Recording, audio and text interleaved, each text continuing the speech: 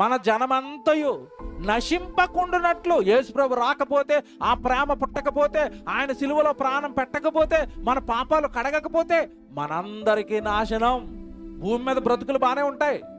డబ్బున్నవాడు డబ్బు లేనివాడు ఏదో నెమ్మదిగా లాగించేస్తాడు ఈ భూమి మీద జీవితం. చదువున్నా చదువు లేకపోయినా 60-70 ఏళ్ళు ఏదోలా సాగిపోతాడు ఈ భూమి మీద జీవితం. మరి చచ్చిపోయిన తర్వాత పరిస్థితి ఏంటి? పాపంతో చచ్చిపోతే నరకం కదా. మనకి చిన్నప్పటి నుంచి మన పెద్దలు చెప్తున్నారు కదా, నరకం ఉంది స్వర్గం ఉంది అని.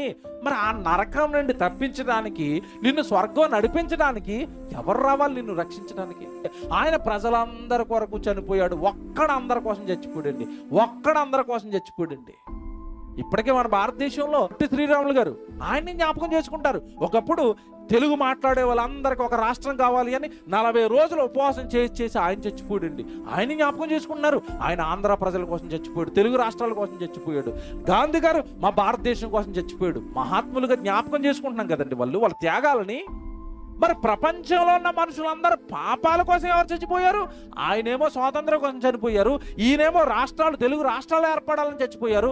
ఒక్క యేసుక్రీస్తే పాపాత్ముల కోసం చచ్చిపోయాడు, పాపం తీసేయడానికి చచ్చిపోయాడు. ప్రజలందరి కొరకు ఒక్కడే, ప్రజలందరి కొరకు ఒక్కడే, అన్ని దేశాలకు ఒక్కడే, అన్ని రాష్ట్రాలకి ఒక్కడే, అన్ని భాషలు మాట్లాడే వాళ్ళకి ఒక్కడే, ఒక్కడే ప్రపంచ మానవులందరి కొరకు చచ్చిపోయాడు.